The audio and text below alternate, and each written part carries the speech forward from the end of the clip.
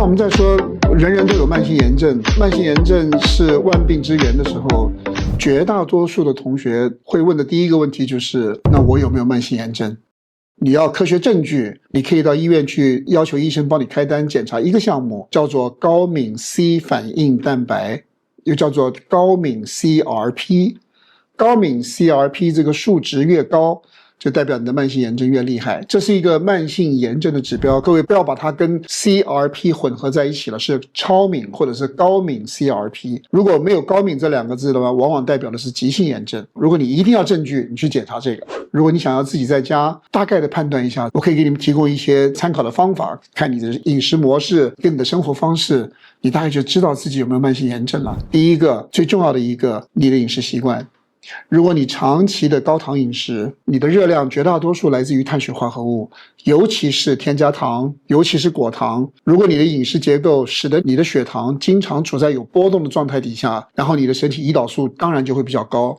这种饮食结构往往跟慢性炎症脱离不了关系的，因为这个背后形成的胰岛素抵抗，形成的脂肪肝，形成的糖化终产物的发生，这个东西是很重要的一个慢性炎症的源头的。如果你不确定的话，你带一个动态血糖仪，你不用管24小时血糖高还是血糖低啊，你只要看你24个小时动态血糖图形是不是呈现一波又一波，一波又一波。如果是的话，慢性炎症就在你身体里面慢慢在发展的。这种一波又一波、一波又一波的血糖背后，就是高胰岛素。第二个，如果你的饮食里面 Omega-6 的脂肪酸吃的比较多， Omega-3 的脂肪酸吃的比较少，这种食用油的结果，慢性炎症的可能性非常的大。Omega-6 是一个促炎的因子， Omega-3 是一个止炎的因子，它们两个有它们的作用，有它们的功能的。如果你家里面用的食用油是来自于精炼的植物油，比方说精炼的玉米油、精炼的大豆油、精炼的葵花籽油，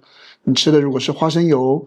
这些油脂的 Omega-6 比较高， Omega-6 越高，你身体慢性炎症的可能性就越大。所以如果你没有认真的在补充 Omega-3， 那么在这样的前提下面，你慢性炎症的可能性非常高。这是第二个。第三个，如果你很喜欢吃精加工食品，你家里面很多的零食，这一包那一包的，精加工食品的特点，营养密度低，它里面有防腐剂，它里面可能有反式脂肪，这些都是促炎成分的。所以如果你喜欢，或者人家孩子喜欢吃精加工食品的话，你要知道他慢性炎症的可能性就非常高了。另外还有一个，长期暴饮暴食或者是长期吃宵夜，这个扰乱了你饮食的昼夜节律啊，它会促进代谢炎症。另外还有就是生活习惯方面，如果你长期缺乏运动，你身体的抗炎因子啊会越来越少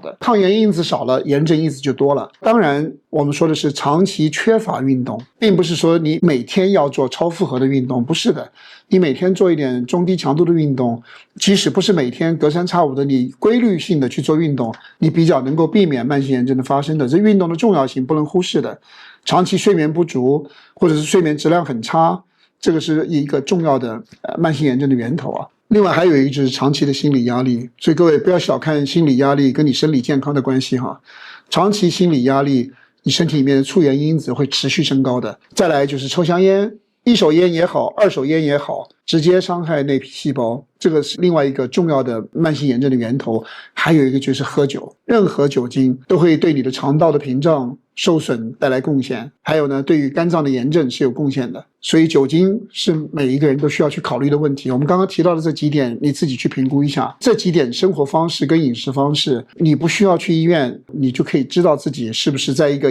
高炎症的环境里面生活了。接下来我们来谈一谈高糖饮食的问题。高糖饮食是如何带来慢性炎症的？大家要了解一件事情，是我们吃下去的食物里面的热量，总热量的百分比，目前绝大多数的人大概60%到70%的热量是来自于碳水化合物的。每个人都说我害怕吃脂肪，脂肪吃多了以后，我害怕它会堵塞我的血管，我害怕它会跑到我肝脏里面去变成脂肪肝。我跟各位说啊，你饮食里面吃进去的脂肪啊，它没有直接到你肝脏去的，它在你的血管里面，在乳糜微粒里面送到你身体的细胞里面去了。你吃下去的碳水化合物的热量，你的身体短时间之内用不完的那个部分被送到了肝脏里面。碳水化合物的热量绝大多数时候是葡萄糖，送到了你的肝脏细胞里面以后，这些热量在肝脏细胞里面被转化成了脂肪。这些脂肪你的肝脏不要的，所以你的肝脏会把这些脂肪送到了你的身体的脂肪细胞里面去储存。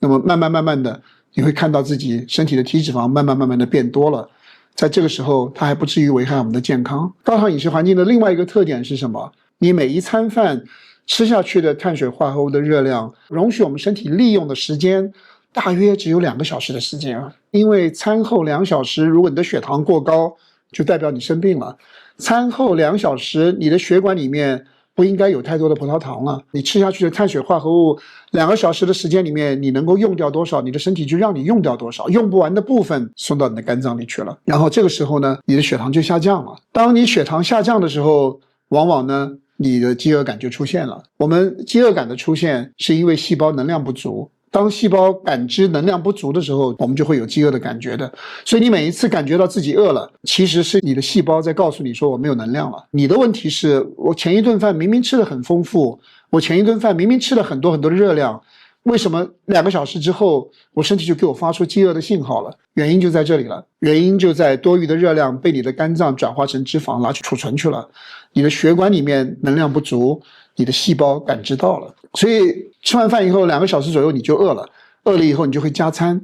那么在现在的饮食习惯的环境里面，你去加餐的时候，你吃的食物依然是高糖饮食，你吃根香蕉高糖饮食，你吃个蛋糕高糖饮食，吃个面包高糖饮食，不管热量多少，它的结构碳水化合物的热量百分比高，你稍微吃一点高糖食物，饥饿感就消失了，人马上就舒服了。可是这个时候你血糖又上升了，再过了2个小时以后，血糖降下来以后，你又饿了，你就去吃下一餐，下一餐依然是高糖饮食。所以吃高糖饮食的人，你的血糖一天就在升降，而且是大幅度的升降过程当中度过的。每一次你的血糖上升，固然是因为你吃了高糖食物升上去的，每一次的血糖下降都是胰岛素的作用降下来的。所以如果你每一天有很多次的下降，就表示在这个血糖波动的背后，你的身体不断的在制造很多的胰岛素，帮助你控制血糖啊。所以在这个环境里面，大幅度的血糖波动加上高的胰岛素水平，整天一天到晚都在你的血管里面，这2个是非常大的慢性炎症的来源。长年累月低度的炎症就在这种环境里面慢慢的形成了。而当你的细胞出现低度炎症的时候，往往我们的细胞就会出现应激的现象，炎症越厉害，应激就越严重。但是应激了的细胞呢，恶性循环的会让它的炎症更严重，时间久了以后，你的健康情况就每况愈下。所以高糖饮食给我们身体带来的健康危害，并不是简单的就说因为你容易得脂肪肝，你容易肥胖，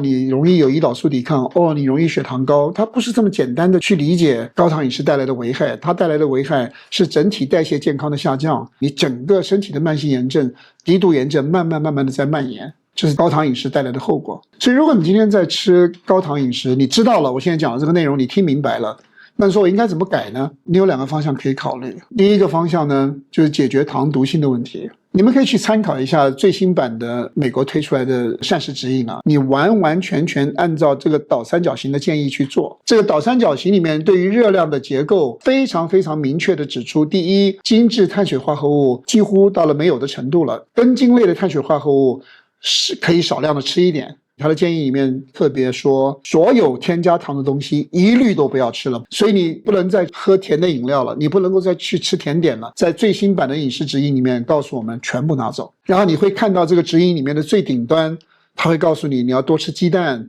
你要多吃肉类，你要多吃蛋白质，你要吃健康的脂肪。如果你仔细去看那个图的话，你就会看到蛋白质跟脂肪其实是一块来的。不要吃精加工食品，因为精加工食品里面都是淀粉，都是糖，用的油脂都是不健康的油脂。所以如果说简单一点去参考最新版的这个饮食指引，它解决了糖毒性的问题，它解决了添加糖的问题，它解决了精加工食品的问题。它没有解决的问题是什么呢？如果你已经代谢健康受损了，如果你已经有比较严重的代谢健康的问题了，比方说严重的胰岛素抵抗、糖前期了，甚至于你已经是糖尿病了，你已经脂肪肝了，你已经有严重的代谢性的毛病了，它没有解决的问题是它没有给你带回来你的代谢灵活度。代谢灵活度的意思，你身体要能够在燃烧葡萄糖和燃烧脂肪之间灵活切换的能力，